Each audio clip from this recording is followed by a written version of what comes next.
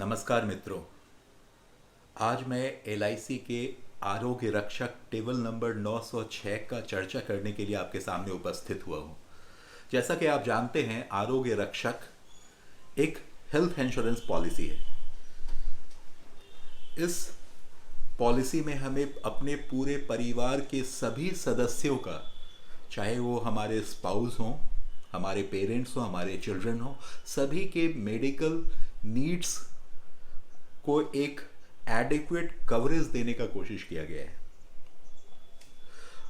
पूरे family members को हम इस पॉलिसी में इंक्लूड कर सकते हैं और जो भी पोटेंशियल मेडिकल एक्सपेंसेस हैं उनके लिए एक बहुत ही सफिशिएंट प्रोविज़न आरोग्य रक्षक टेबल नंबर 906 जो एलआईसी की एक पॉलिसी है, हेल्थ इंश्योरेंस स्वास्थ्य बीमा है, इसमें आपको मिलता है।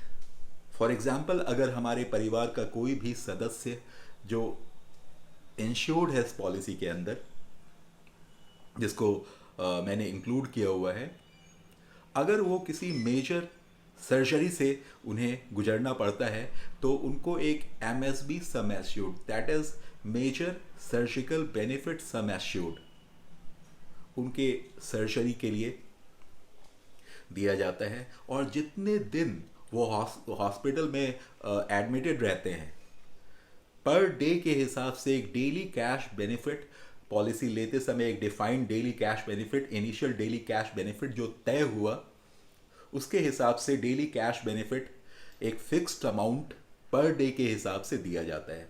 और जितने दिन पेशेंट आईसीयू में रहते हैं, इंटेंसिव केयर यूनिट में अगर उन्हें रहना पड़ा, तो double of daily cash benefit, जो भी डेली कैश बेनिफिट एक डिफाइंड अमाउंट, एक फिक्स्ड अमाउंट हमने चूज करा था पॉलिसी लेते समय, उसका double amount intensive care unit के केस में आईसीयू में भर्ती होने पर मिलता है। ये जो बेनिफिट आपने देखा, डेली कैश बेनिफिट का जो बेनिफिट है, that is daily cash benefit and intensive care unit benefit, these are over and above major surgical benefit sum assured. Major surgical benefit sum assured का जो एक बड़ा सा अमाउंट मिलता है, उसके अलावा हमें पर डे के हिसाब से एक डेली कैश बेनिफिट और आईसीयू में double of daily cash benefit भी मिलता है।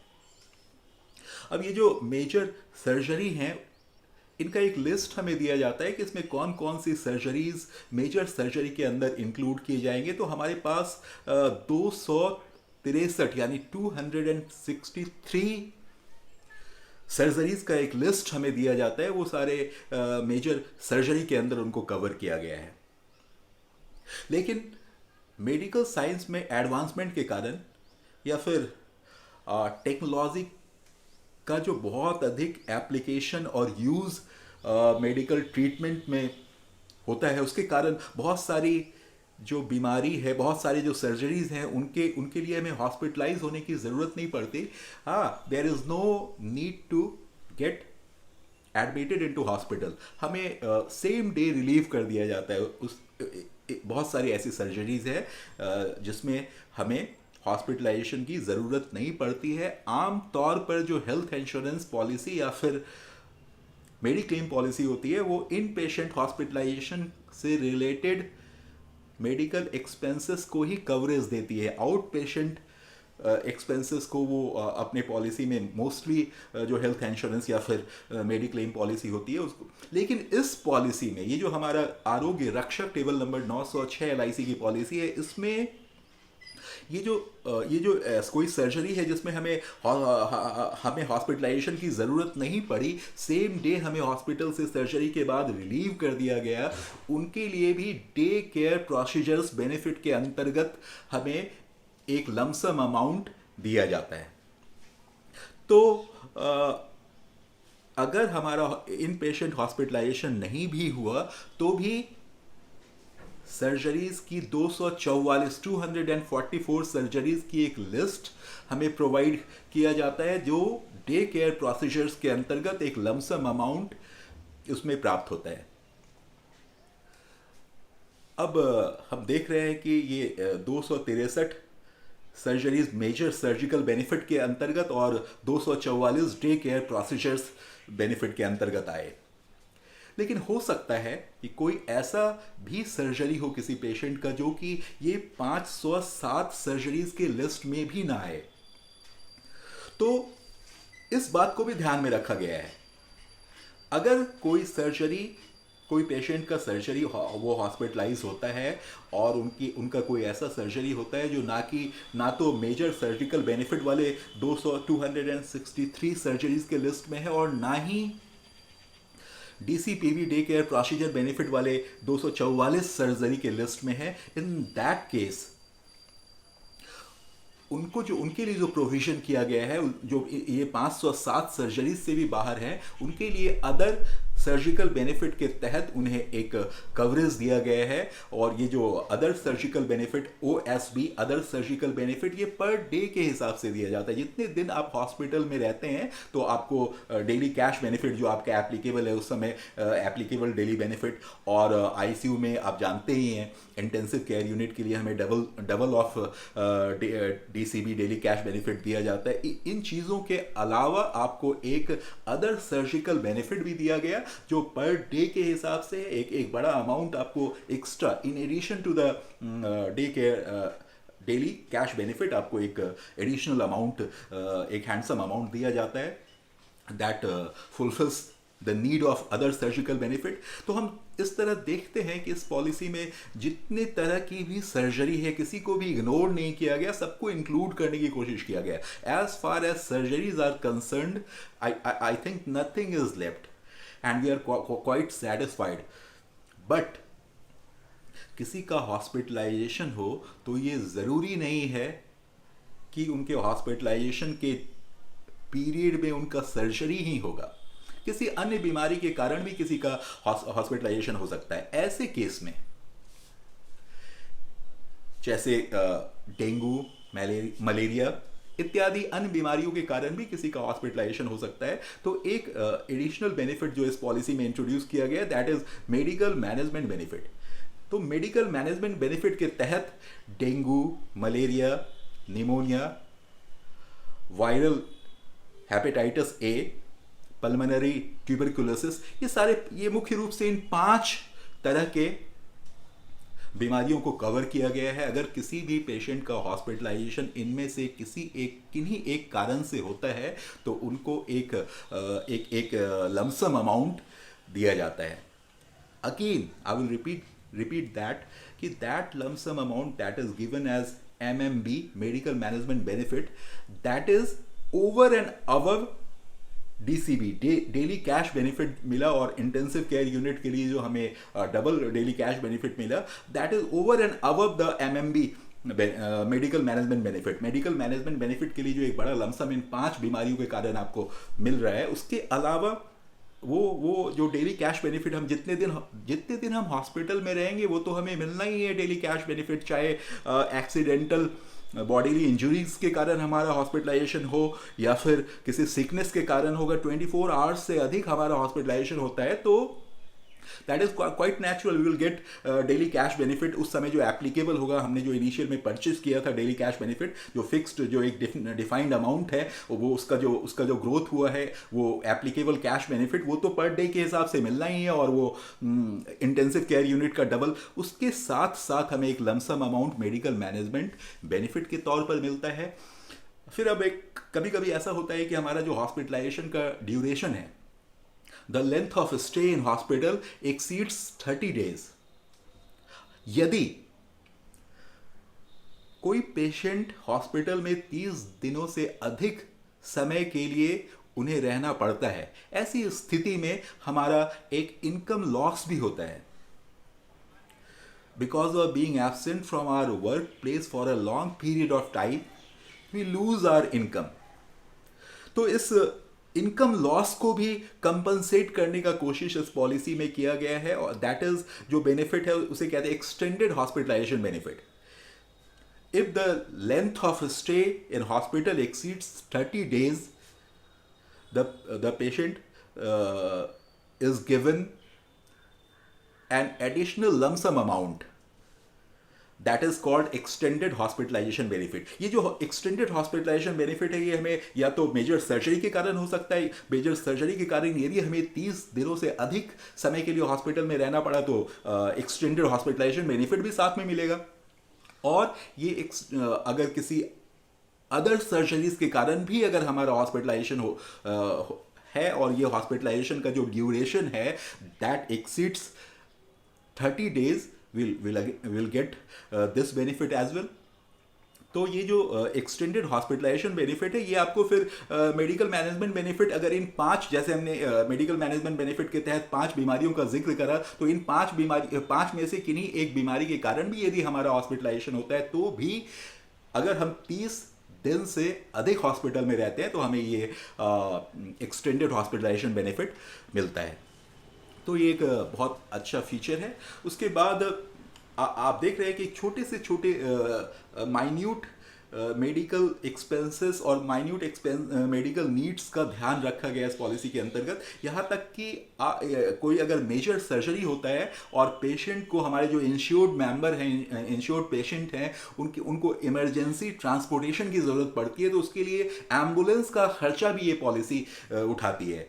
और हेल्थ चेकअप के लिए प्रत्येक इंश्योर्ड मेंबर को प्रत्येक 3 वर्ष पर एक लमसम अमाउंट दिया जाता है ताकि वो अपना हेल्थ चेकअप करा के प्रिवेंटिव मेजर्स ले सके। और तो ये हेल्थ चेकअप के लिए भी जितने भी इंश्योर्ड मेंबर हैं प्रत्येक 3 वर्ष में एक बार उन्हें ये बेनिफिट एक लमसम अमाउंट दिया जाता है हेल्थ चेकअप के लिए। फिर इस पॉलिसी में जैसे कुछ लोगों का कहना होता है कैशलेस की सुविधा नहीं है, तो कैशलेस की सुविधा नहीं है, लेकिन यदि कोई मेजर सर्जरी हो रहा है और जिसमें हमें एक बड़ा अमाउंट मिलना है, कैटेगरी 1 या कैटेगरी 2 का मेजर सर्जरी है, तो उसमें हमें एक एडवांस में 50% ऑफ एमएसबी सम एश्योर्ड का जो 50% रकम है वो प्रिंसिपल इंश्योर्ड के अकाउंट में क्रेडिट कर दिया जाता है, जिससे वो आगे का ट्रीटमेंट करा सके और हॉस्पिटल को पे कर सकें, अपने पॉकेट से पे कर सकें ताकि उनको अच्छा से अच्छा ट्रीटमेंट मिले। तो ये एक क्विक कैश फैसिलिटी कहते हैं इसे। तो एक क्विक कैश फैसिलिटी भी इस पॉलिसी में उपलब्ध है जो और हम जानते हैं इन्फ्लेशन के कारण वस्तु और सेवाओं के मूल्य में वृद्धि होती रहती है। तो इसको काउंटर करने के लिए, इस इन्फ्लेशन, इस मुद्रास्फीति को काउंटर करने के लिए एक सुविधा, एक फीचर इस पॉलिसी में ऐड किया गया है जिसे कहते हैं ऑटो स्टेप अप बेनिफिट। ये benefit, auto step up benefit, आपकी पॉलिसी की जो भी सुविधा आपने शुरू में परचेज किया हुआ था, जो एक डिफाइंड बेनिफिट आपने डेली कैश बेनिफिट या जो भी इनिशियल आपका इनिशियल डेली बेनिफिट था, वो हर 3 वर्ष में 15% of initial daily benefit, initial benefit से 15% हर 3 वर्ष में वो बढ़ता रहेगा। और ये वृद्धि तब तक होती रहेगी जब तक आपका जो बेनिफिट है, वो जो परचेज किया हुआ इनिशियल बेनिफिट था उसका 1.5 गुना ना हो जाए। जब हमारा बेनिफिट इनिशियल बेनिफिट का 1.5 टाइम्स हो जाता है तब ये जो ऑटो स्टेप अप बेनिफिट है ये वहाँ दैट स्टॉप्स देयर। साथ में आपको एक नो क्लेम बोनस भी मिलता है। नो क्लेम बोनस में यदि आपका if there is 3 claim free policy years then you get a no claim bonus that is 5% of initial benefit। शुरू का जो इनिशियल डेली बेनिफिट कह लीजिए या जो भी आपके इनिशियल बेनिफिट है उसका 5% हर 3 वर्ष में इसलिए बढ़ेगा क्योंकि पिछले 3 वर्ष में आपने किसी भी इंश्योर्ड मेंबर के लिए कोई क्लेम नहीं किया। और ये जो 5% का आपको वृद्धि होता है आपके सारे बेनिफिट में 5% ऑफ इनिशियल जो आपने बेनिफिट लिया हुआ था, इनिशियल डेली बेनिफिट, और सारे इनिशियल बेनिफिट का जो 5% प्रोपोर्शनेट ग्रोथ सारे ही बेनिफिट्स में होगा, वो आपका बढ़ता ही रहता है। जब भी आप लास्ट 3 ईयर्स यदि आपने कोई क्लेम नहीं करा तो ये 5% आपका ऐड होता रहेगा। इसके लिए कोई सीलिंग नहीं है। ये नहीं कि ये 1.5 गुना होने के बाद ये नो क्लेम बोनस रुक जाएगा, ऐसा नहीं है। ये आपका बढ़ता ही रहेगा unless and until you take a claim for any insured member. और फिर इस पॉलिसी में आपको एक प्रीमियम वेवर बेनिफिट की सुविधा है। एक्चुअली यदि हमारा कोई भी इंश्योर्ड मेंबर, हमारे परिवार का कोई सदस्य यदि मेजर सर्जरी से गुजरता है तो निश्चित रूप से हमारे लिए बहुत ही ट्रॉमेटिक सिचुएशन होती है। तो ऐसे तो अगर मेजर सर्जरी हुआ है तो एलआईसी इस पॉलिसी के तहत हमें सारी सुविधा देती है। जैसे मेजर सर्जरी के लिए एक एमएसबी, एक बड़ा एमएसबी सम एश्योर्ड उस समय जो एप्लीकेबल है, वो साथ में पर डे जितने दिन हम हॉस्पिटल में स्टे किए हैं वो पर डे के हिसाब से वो सारा खर्चा, एक डिफाइंड अमाउंट जो होता है वो पर डे के हिसाब से जितने दिन हमारे पेशेंट ने आईसीयू में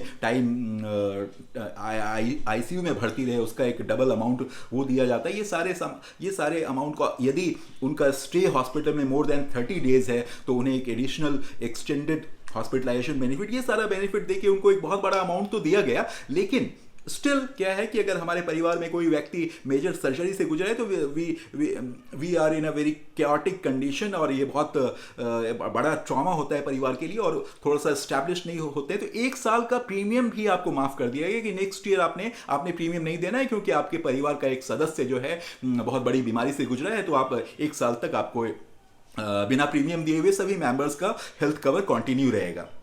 और उसके बाद उसके बाद आप जब स्टेबल हो जाएं तो फिर उसके आगे से आपने प्रीमियम देना है।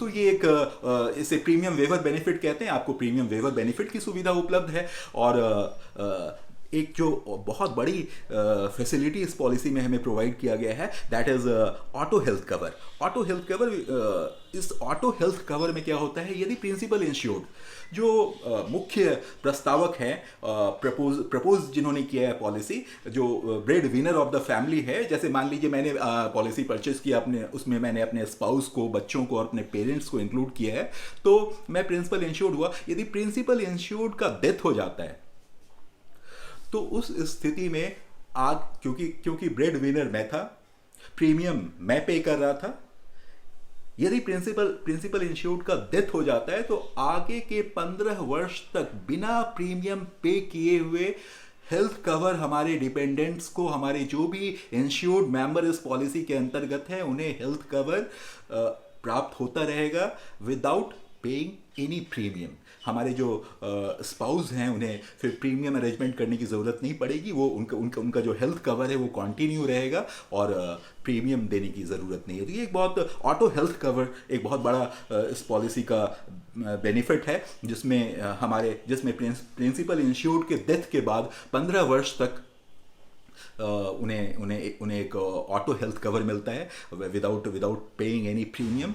और यदि कोई व्यक्ति चाहता है कि ये सारी सुविधा जो हमें मॉर्बिडिटी की सुविधा, जो अगर कोई बीमारी हुआ तो हमें ये सारा सुविधा मिला, अगर वो डेथ बेनिफिट भी चाहते हैं तो एक टर्म एश्योरेंस राइडर का भी ऑप्शन हमें इस पॉलिसी में दिया गया है।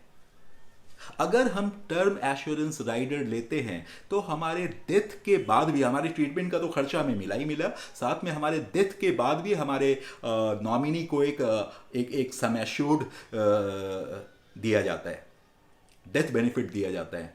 और आप तो जानते हैं 15 साल के लिए आपका प्रीमियम भी माफ़ हो रहा है ऑटो हेल्थ कवर के अंतर्गत। तो हम टर्म एश्योरेंस राइडर का ऑप्शन भी इस पॉलिसी में उपलब्ध है। अब प्रश्न ये उठता है कि कितना टर्म एश्योरेंस राइडर इस पॉलिसी में हम ले सकते हैं। तो ये जो आपका initial major surgical benefit sum assured था, मतलब ये हुआ कि आपने जो शुरू में सम एश्योर्ड जो परचेस किया हुआ था, एक डिफाइंड सम एश्योर्ड, जैसे मान लीजिए 10 लाख रुपए का आपने आपका initial major surgical benefit sum assured है, तो उतने तक का मैक्सिमम आप उस सम एश्योर्ड तक का, मतलब 10 लाख का अगर आपने एमएसबी सम एश्योर्ड लिया हुआ है तो ये आपको 10 लाख रुपए का टर्म एश्योरेंस राइडर आप उसमें ऐड कर सकते हैं। उसके लिए थोड़ा सा प्रीमियम आपका ऐड होगा। और यदि आपने ये टर्म एश्योरेंस राइडर लिया हुआ है तो साथ में आप एक्सीडेंट राइडर भी ले सकते हैं। और एक्सीडेंट राइडर सिर्फ 10 लाख रुपए के लिए आपको 500 रुपये पे करना पड़ेगा। और ये जो हमने देखा, ये Riders, term assurance Riders and accident benefit Riders का भी ऑप्शन इस पॉलिसी में उपलब्ध है। ये हम प्रिंसिपल इंश्योर्ड और स्पाउस दोनों ही के लिए ये प्रोविजन है। यदि मान लीजिए प्रिंसिपल इंश्योर्ड का कोई due to any accidental bodily injury और सिकनेस के कारण उनका हॉस्पिटलाइजेशन हुआ, मान लीजिए उनका मेजर सर्जरी होता है किसी भी कारण से, सिकनेस के कारण हो या एक्सीडेंटल बॉडीली इंजरी के कारण हो, तो उनको एक major surgical benefit sum assured जो है वो दिया गया, और डेली कैश बेनिफिट जो एप्लीकेबल है उस समय, क्योंकि आपने देखा कि ये जो डेली कैश बेनिफिट जो इनिशियल डेली बेनिफिट था, वो हर 3 वर्ष में 15% से बढ़ता जाता है, और नो क्लेम बोनस के कारण भी 3 क्लेम फ्री पॉलिसी ईयर्स के बाद हमारा 5% एक नो क्लेम बोनस भी ऐड होता है। तो जो हमने इनिशियल लिया हुआ था, मान लीजिए 10,000 रुपये का डेली कैश बेनिफिट, लेकिन 5 साल या 10 साल के बाद वो हमारा 1.5 गुना हो गया, मान लीजिए 15,000 रुपये हो गया। तो जितने दिन हम, और हमारा मेजर सर्जरी होता है और वो कैटेगरी 1 में है, तो 15 लाख रुपए तो हमें मेजर सर्जरी का मिलेगा। फिर हम जितने दिन हॉस्पिटल में, मान लीजिए 35 डेज हमने हॉस्पिटल में स्पेंड करा, the length of stay in hospital is 35 days, तो क्या होगा, 35 दिन का हमें 15,000 के रेट से वो पैसा मिलेगा। लेकिन अगर इस 35 दिन में 15 दिन हम आईसीयू में भर्ती रहे, तो आईसीयू में हमें पता है कि जो एप्लीकेबल डेली बेनिफिट है उसका 2 गुना मिलता है, तो 30,000 रुपये हमें पर डे के हिसाब से ये 15 दिन का मिला, बाकी के 20 दिन के लिए 15,000 के पर डे के हिसाब से वो ये सारे बेनिफिट मिले। और चूंकि हमारा since our stay in hospital, the length of stay in hospital has exceeded 30 days, then in that case we are eligible for extended hospitalization benefit। तो हमें extended hospitalization benefit भी मिलेगा, और extended hospitalization benefit के तहत हमें पता है कि जो एक लमसम अमाउंट मिलता है, दैट इज आपका जो एप्लीकेबल कैश बेनिफिट है, एप्लीकेबल डेली बेनिफिट है, उसका 10 गुना अमाउंट आपको, तो 15,000 रुपये अगर आपका एप्लीकेबल डेली बेनिफिट है, तो 1.5 लाख रुपये आपको इसके अंतर्गत एक्सटेंडेड हॉस्पिटलाइजेशन बेनिफिट के अंतर्गत वो मिल गया।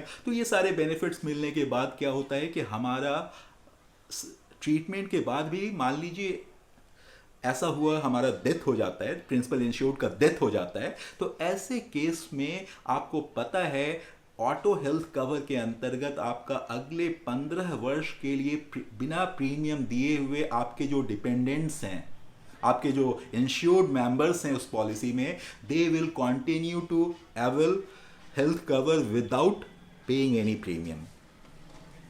साथ में हमने टर्म एश्योरेंस राइडर यदि लिया हुआ है, तो 10 लाख रुपए हमारे डेथ के बाद नॉमिनी को मिलता है। यदि हमारा डेथ एक्सीडेंटल बॉडीली इंजरी के कारण होता है, तो 20 लाख रुपए हमारे नॉमिनी को हमारे डेथ के बाद मिलता है। तो इस तरह से हम देखते हैं कि इस पॉलिसी में मॉर्बिडिटी एंड मॉर्टेलिटी दोनों ही रिस्क को बहुत अच्छे से एक एडिक्वेट सफिशिएंट कवरेज दिया गया है, और माइन्यूट मेडिकल एक्सपेंसेस को भी एड्रेस करने का कोशिश किया गया है। और मुझे लगता है कि हर व्यक्ति को ये एक पॉलिसी, हेल्थ इंश्योरेंस का पॉलिसी लेना चाहिए, क्योंकि हेल्थ इंश्योरेंस की पॉलिसी में आपको एक टैक्स का बेनिफिट भी मिलता है।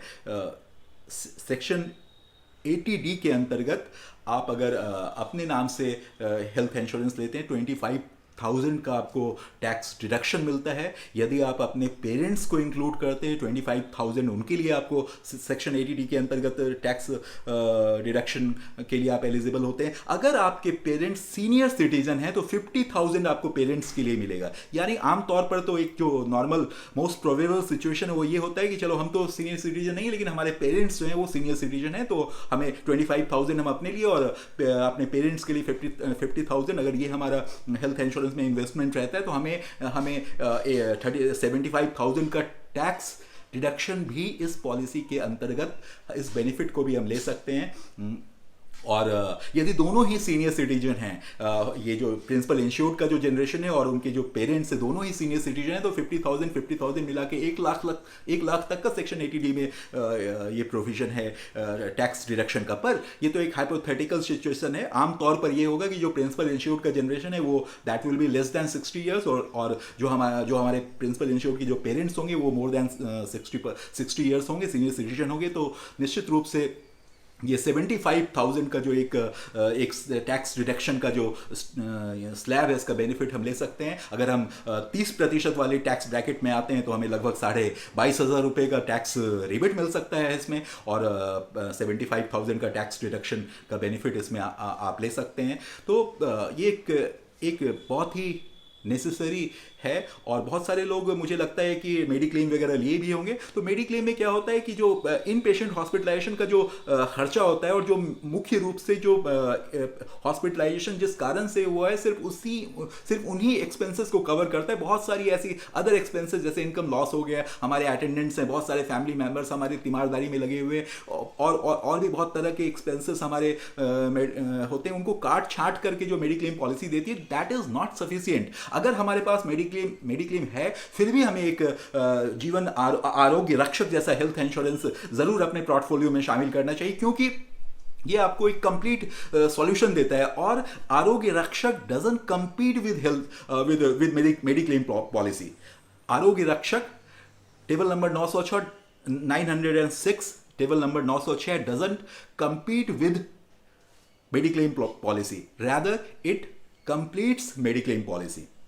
तो एक कॉम्प्लीमेंट्री तौर पर अगर आपके पास पहले से भी मेडिक्लेम पॉलिसी है, तो निश्चित रूप से आप आरोग्य रक्षक लेकर अपने इस हेल्थ का जो पोर्टफोलियो है, इसको पूरा करें, कंप्लीट करें। और यदि आपके पास पहले कोई हेल्थ इंश्योरेंस नहीं है, तो निश्चित रूप से ये जो आरोग्य रक्षक टेबल नंबर 906 LIC का है, ये आपके सारे मेडिकल एक्सपेंसेस को, जो भी पोटेंशियल मेडिकल नीड्स आपके फ्यूचर में अराइज हो सकते हैं, उनको सभी नीड्स को एड्रेस किया गया है। That is a complete health insurance policy. आपके सारे हेल्थ से रिलेटेड, मेडिकल एक्सपेंसेस से रिलेटेड पूरे फैमिली के ज़रूरत को ये ध्यान में रखा है। And this is an individual policy. जो भी बेनिफिट मैंने बताया वो प्रत्येक इंडिविजुअल के लिए है। ऐसा नहीं कि एक आदमी को अगर मेजर सर्जरी मिल गया तो हमारा लिमिट जो एग्जॉस्ट हो गया, अब दूसरे को नहीं मिलेगा। नहीं, हर एक अलग अलग व्यक्ति के लिए बेनिफिट है। इंडिविजुअल पॉलिसी, हर इंडिविजुअल के लिए, भले ही एक ही पॉलिसी में सारे लोग इंक्लूड हैं,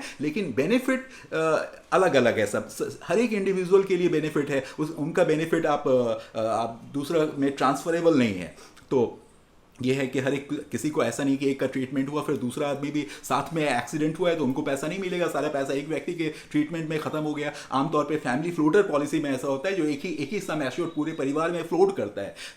और ये जो हमारा आरोग्य रक्षक पॉलिसी है, इसमें पूरे फैमिली तो इंश्योर्ड है हमारे, लेकिन एक सम एश्योर्ड फ्लोट नहीं कर रहा है। हर एक किसी को जो समय, जो बेनिफिट, डिफाइंड बेनिफिट, या फिर कह लीजिए आप एक फिक्स बेनिफिट जो डिफाइन किया गया इस पॉलिसी के अंतर्गत, वो हर एक इंडिविजुअल के लिए अलग अलग है। वो एक दूसरे के साथ वो ना तो ट्रांसफरेबल है, that is exclusive and solely for one every individual, every insured person in this policy. धन्यवाद।